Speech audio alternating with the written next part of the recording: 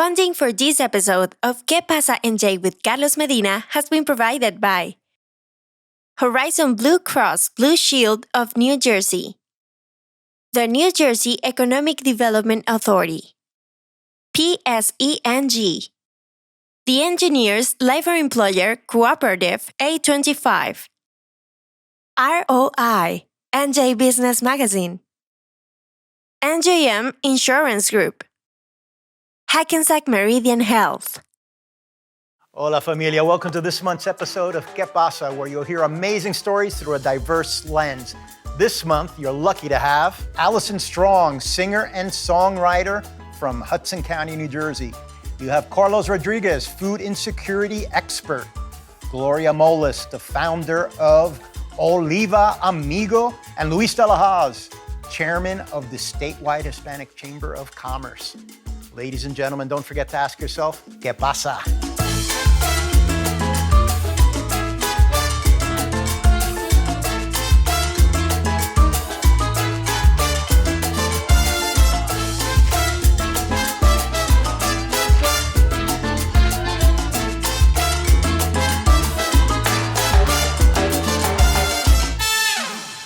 And our first guest is Allison Strong, Union City's own. Welcome to Qué Pasa. Thank you so much, Carlos. Singer, songwriter, and actress. Yes, indeed. All three. Tell me a little bit, I know your family's from Colombia. Yeah. Tell me about that journey to the northeast of the United States. So my grandmother in her 40s decided that she wanted to come to the United States, and she applied. She became a Rockefeller Scholar. And in her 40s with 2 children, she came to the United States with $200, rolled up in ones, and had a job in Texas as a private nurse. And then she called for my mom to come, and my mom was 9 years old. This was her first time on a plane ever in the country. And then she called on my grandpa and my aunt to come. And then once they were in Texas, my grandpa was a migrant farm worker. And my grandma was a nurse. And once they went to New Jersey, they said, oh, the view of New York is so beautiful, let's go there. And so they ended up in New Jersey because everyone knows that we have the best view here. And that's how we began, because my grandma was brave enough in her 40s to come here. From Hudson County girl to star of a Netflix movie with Adam Sandler. Tell me about that project. It came as an audition that I just went to on a whim, thinking, what's going to happen here? It turned into, being Adam Sandler's daughter for a summer. Very cool. A beautiful opportunity and a continuing relationship, thankfully. And we filmed it in Long Island, so pretty close to New Jersey. And I got, that was the week of on Netflix, so it's pretty. How was it to cool. work with Adam? Was he a good person to like work with? Like a dad. From the moment that he stepped onto set, it was like, and he made everyone feel just right at home. There's a reason why people want to work with him continuously. It's because he's a true friend, and he creates an amazing environment for people on set. There are ice cream trucks, people bring their kids. My mom was even an extra in the film. That's very cool. He's very welcoming and open, and not what you would imagine a Hollywood type being like at all. He's a real family man, and his family is there all the time with him. That's too. Very cool. So tell me about your new music video, Bronte, which is about to launch. Well, actually, so Bronte is the name of the full record that's going to be dropping in June, soon. My first single off the record is called La Luna, and it's a song that I wrote in homage to my grandmother, Soledad Medina. Same last name. Yeah, it's beautiful. I love it. And it's written in sort of magical realism. Basically, my grandmother always said, "Te quiero hasta Plutón." I love you all the way to Pluto. And so when she passed away, I imagined that she joined the sky. And so in this song, I reimagine her as the moon. And she sort of takes me through the darkest night of my life, clothes me in stars, and basically I'm reborn as the sun in this song. So that was filmed here in Jersey City. So you made your Broadway debut on a play called Bye Bye Birdie, and then did. also worked on Mamma Mia. I did, yeah. When I was 18 years old, went to a cattle call in the city, had no idea. There were hundreds of people auditioning, and I got my first Broadway show. That's when I was a freshman at Montclair State amazing. University. And then I met the music director for Mamma Mia while I was on that show, and went on to do my second Broadway show, Mamma Mia. An incredible opportunity. Musical theater performers are the hardest working performers in the industry, I would have to say. Tell me about balancing schoolwork and a Broadway show. That's quite challenging. It was hard. There was a time when I was taking on, I think, about 20 credits as well as doing shows every night. So that was a lot of waking up at 7 o'clock in the morning, doing 3 classes, having lunch, taking the train into the city, doing a show for 2 hours, running to Penn Station running to Penn Station or Port Authority, whichever was the fastest mode of travel to get back to campus, and then going to bed and doing it all over again. That's really what that was, yeah. So keeping your Jersey roots, you shot a music video for the album Bronte in New Jersey. Yes, I did shoot it in New Jersey. I'm very fortunate to have great friends at the Garden State Film Festival, and met the people at Georgian Court University. They have a beautiful Victorian mansion, and we had a Victorian-style music video. And we shot that in July, and it just won the Homegrown Music Video Award at the Garden State Film Festival, so it was amazing. Thank you so much. Nice. Thank you. Very nice. Now, you worked with Diego Luna on a documentary called Back Home. I did. Tell me about that. What started out as an email saying, would you like to go to Colombia with Diego Luna's show Back Home? You know, you usually get that in your spam folders thinking somebody's just kidding. Exactly. But basically, the show Back Home takes actors, performers, people in the industry back to where their families immigrated from, and they put you next to your counterpart in that country. So I got to meet some amazing actors and musicians in Colombia doing that documentary, and I had never been to Bogota before, and it was just a beautiful experience. What would you tell Latinas getting into the field of TV, music, acting? What words of wisdom can you give our viewers interested in that career? Be flexible and flowing, and be open-minded. I think there has to be balance of knowing that you want to do this and continue on in that path of entertainment. But, for example, I started in musical theater. I had to diversify into TV and film.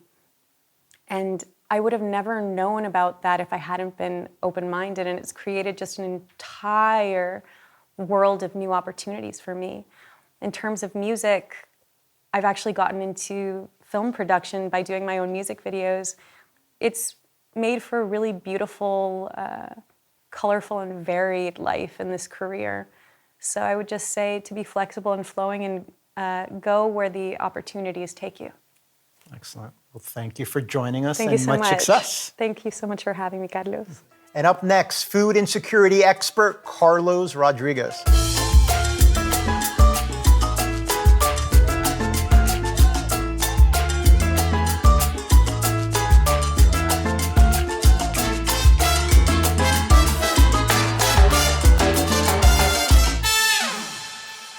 And our next guest is Carlos Rodriguez, food justice leader. Welcome to Qué Pasa, Carlos. Thank you for having me, Carlos. Tell me about your family's immigration story to the Northeast. Well, it's a common story. It is a story of a Puerto Rican young man coming over to find success, and a woman from Colombia coming over, and only in the South Bronx would they meet. And that was the beginning of what would be my life and career to follow. So born in the South Bronx? I was born and raised in the South Bronx. I describe myself as first generation urban Latino everything. Okay. Since they cleared the path so that I can find whatever success was in front of me. Tell me about your early career. So it's interesting. I grew up with the opportunity to be the first one to graduate high school, never mind go to college. And I went into college thinking and starting out as an economics major. But as a curious young man from the South Bronx, I had more questions and I needed more answers. That switched into sociology. And then that kind of ignited a passion and a curiosity, I would say, to go back and give back to the community after I came back from college. And that's where I found the not-for-profit sector. And I said, let me give back for a couple years, and didn't know what specific part of the sector. And years later, here I am still trying to give back and trying to bring value to our communities. I know you for many years, and food insecurity is a passion of yours. You've worked in that nonprofit space. Tell me a little bit, where are we now in 2023? COVID has accelerated the crisis, I feel. Tell me where we are today and what we could do as viewers to better take care of our people here in Jersey and the tri-state area. I think for the first thing is so much awareness on it. I think we've lived the reality that so many of our neighbors actually go through. You have one economic shock, one hardship. Well, we all saw that hardship and we all lived that hardship. It's called the pandemic. And I think there was a certain level of empathy and awareness that came with that, where the reality, if you're one paycheck away or one disaster away from not being able to put food on the table. And I think that created an opportunity for us to really step back and say, well, what do we do? Well, what we did, I think, as a society, has proven to work. We opened up our hearts, our generosity, and aligned our policies to make sure that families had the tax credits that they needed, child tax credits, the enhanced unemployment that they needed, the SNAP that they needed, and the food, while all those things become a reality. And we saw the problem of food insecurity actually go down at the height of the pandemic. Unfortunately, what we're seeing now is it go right back up as all of these programs kind of reset to what they used to be. And then with inflation, I don't have to tell you, anyone who goes to the market to shop, we know how prices have been. And then on top of that, we know rent eats first, and that's eating a lot these days. And so we're at a point where we know what works because we saw it live. It's not theoretical anymore. But we're also seeing things settle back. And the question is, what are we going to do about it? What would you say the budget looks like now that's being proposed? Would that be giving enough to that problem to combat food insecurity? Are organizations that help getting enough funding, or is it flat this year? I think what we're hearing is that we have to stay the course. And I really have to commend New Jersey, because when you look at the policies and the legislative work that's been done in this state, it is ahead in terms of its comprehension and its reach. And it's backed by dollars to get the job done. And that's important. Listen, you're not going to have thriving communities on an empty stomach. And you're not going to have the workforce that's going to focus on what's next and how to be the best that they can if parents are worrying about, do I have enough food to put on the table? It literally affects your brain psychologically and physiologically. There's a phenomenon at the Chamber that I've witnessed. I'll ask you if you've seen it. Many of the restaurants during COVID would not allow their employees to leave without giving them a plate of food and then a bag to bring to their families. Selfishly, there's La Familia that takes place at some of these companies. So selfishly, they wanted to keep the employees working, but it was also caring and wanting to keep the family safe and not allowing them to go to the grocery stores if they didn't have to. Have you seen that I've seen it, and I have to tell you, it's probably one of the best stories that I don't think that really talk about this new empathy, this sense of familia that we're familiar with. Yep. And it did two things, right? Is it the most effective way to put food on the table? No. But is it an effective way to keep a company thriving and to make this connection and show community values and build community? Absolutely. And so I think that's the moment that we're in. Let's step back and say, what did we learn here? And the pandemic may be changing into inflationary times and maybe recession, but we have a lot to learn and we know what works. So what are we going to do about it, I think, is the question. And you know what's interesting, Carlos, is that we forget that how people become food insecure. And it is when there is not enough work, right, to take care of all the basic needs, and when community supports aren't there, and when policies aren't working as effectively or reaching the way they should. That's when you find our neighbors at the pantry lines and asking for food. So the bigger those lines are and the more food that has to be given, that means there's a bigger problem upstream that has to be fixed. Thank you. Thank you so much for the valuable information, Carlos. Thank you. And up next, we have Gloria Molist, the owner of Amigo Oliva Olive Oil.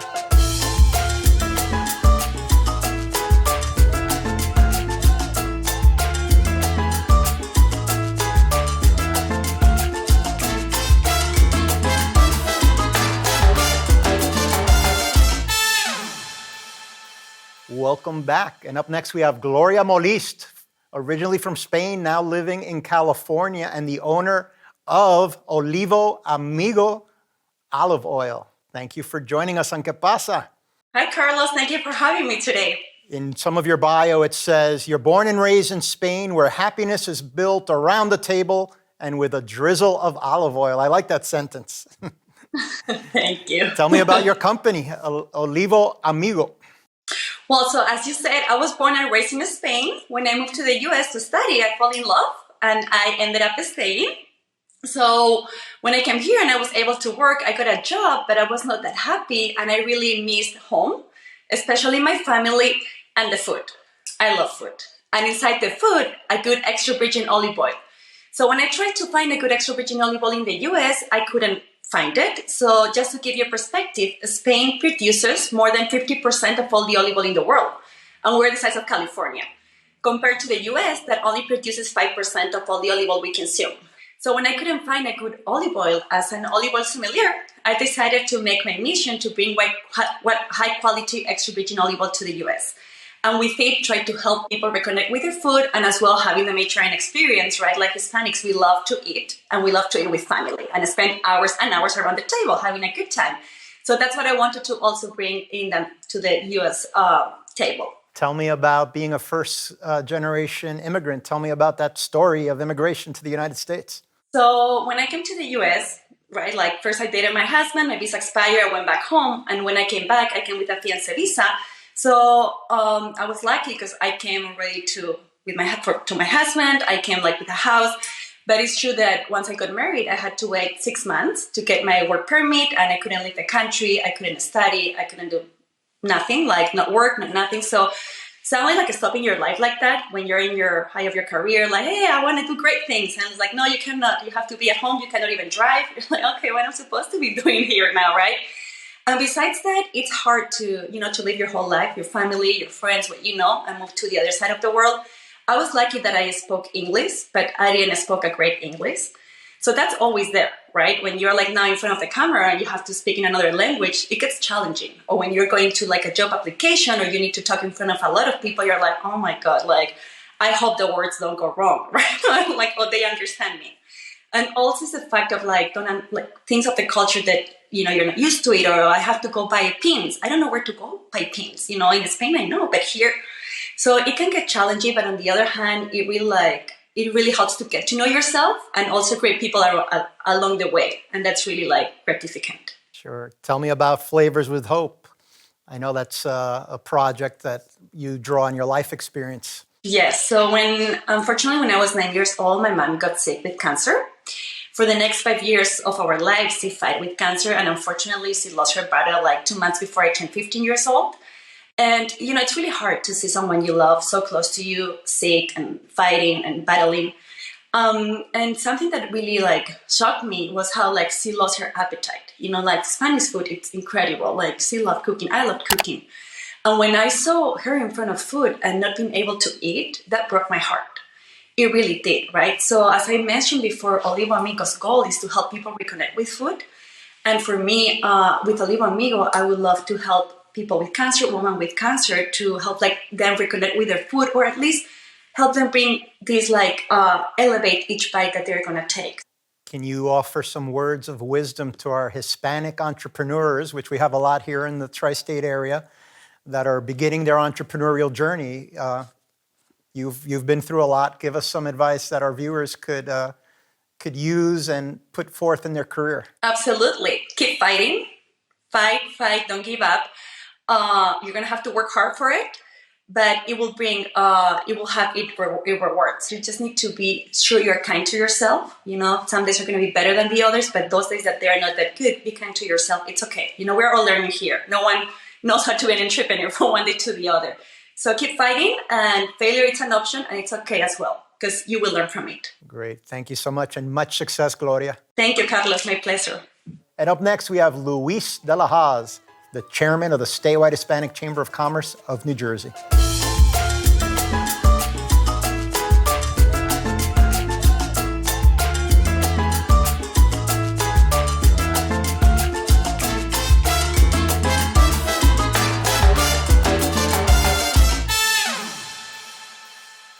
Welcome back. And up next, we have one of our most popular guests, Luis Delahoz, who's the chairman of the Statewide Hispanic Chamber of Commerce of New Jersey. Welcome to Qué Pasa. Gracias. Tell me a little bit. I know you had an event called The Art of Being a Modern Latina. We're going to show some clips from that. Tell me, what's that event about? How many years have you been doing it? I mean, I believe this is the 7th or 8th edition, but the most important thing is that our board members took over the entire event. Almost 50% of our board members happen to be women. Was sold out like 2 weeks before the event happened. We have a waiting list, about 50 people trying to get into the event. We have vendors and we have a lot of fun. But the most important thing is Latinas inspiring other Latinas, telling them what is possible and their own journeys in order for them to get inspired and believe that it's possible. How about membership at the chamber? Have you seen an increase in Latina business owners? Yes, especially in our programming. The HETP has a lot of Latina business owners, and Let's is just focused on Latina women because usually Latinas start businesses 6 times faster than any other ethnic group. Tell our viewers what those acronyms HETP and Let's HETP mean. stands Hispanic Entrepreneur Training Program. That's a 15-week class program that is virtual, but we have 2 classes that are in person. One of them is the graduation, and one of them is the Access to Capital event. And after that, after they graduate from the class, they have access to one-on-one sessions for over a year. Tell us the landscape of the nonprofit world. I know there's chambers everywhere. How do you know?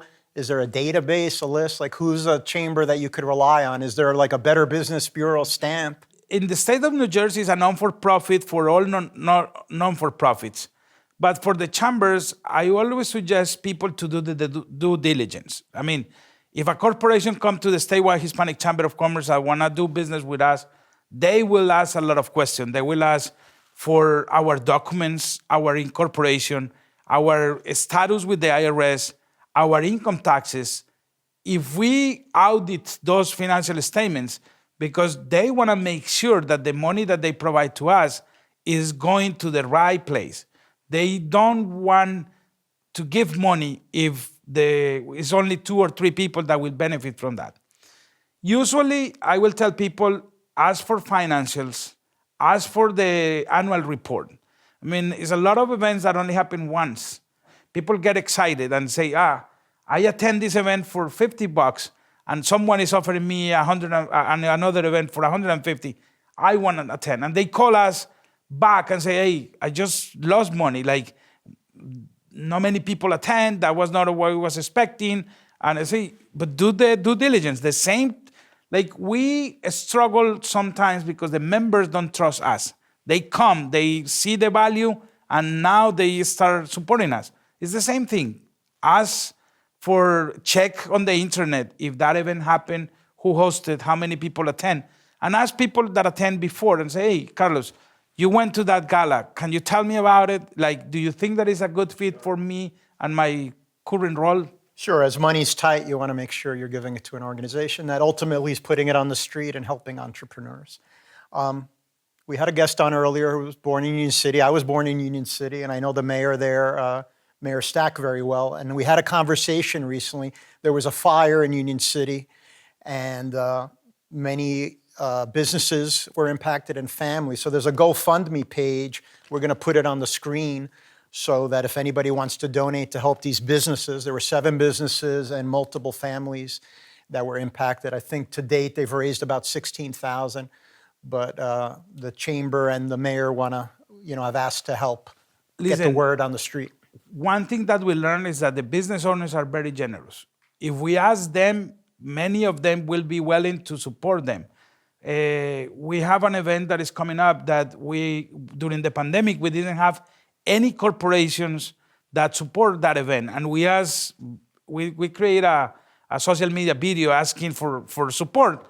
And each member support that event with $1,000. And this year we are expecting 13 of them supporting that event. We can ask them, and I believe that they will be willing to support. You have a health fair coming up. Tell me a little bit about the health fair. May 19th. May 19th, yes. okay. health is the most important asset for a business owner. Without health, it's no business, it's no nothing. And we are very fortunate that we partnered with Horizon Blue Cross and Blue Shield, which is the largest corporate partner that we have. It's a relationship that has been developed in the past 10 years. And they really want us to be able to access to services that are not necessarily common for us.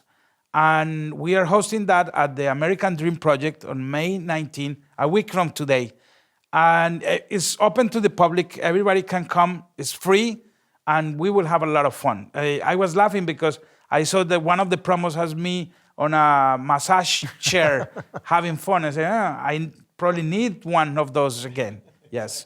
Everybody's welcome, please. We are looking for food vendors. We are looking for small business owners to participate. And the venue is magnificent. Great. Welcome. We'll make sure and put the link on the screen. And as always, a pleasure to have you. Best of luck at the Chamber. Thank you very much for the opportunity. Thank you so much, Luis. Ladies and gentlemen, that's a wrap. Thank you for sending in the amazing ideas that you continue to do. info@quepasanj.org. And don't forget to ask yourself, ¿Qué pasa? Funding for this episode of Qué Pasa NJ with Carlos Medina has been provided by Horizon Blue Cross Blue Shield of New Jersey, the New Jersey Economic Development Authority, PSENG, the Engineers Labor Employer Cooperative A25, ROI, NJ Business Magazine, NJM Insurance Group, Hackensack Meridian Health. Find out more about our familia at shccnj.org. This has been a production of the Modesto Educational Foundation.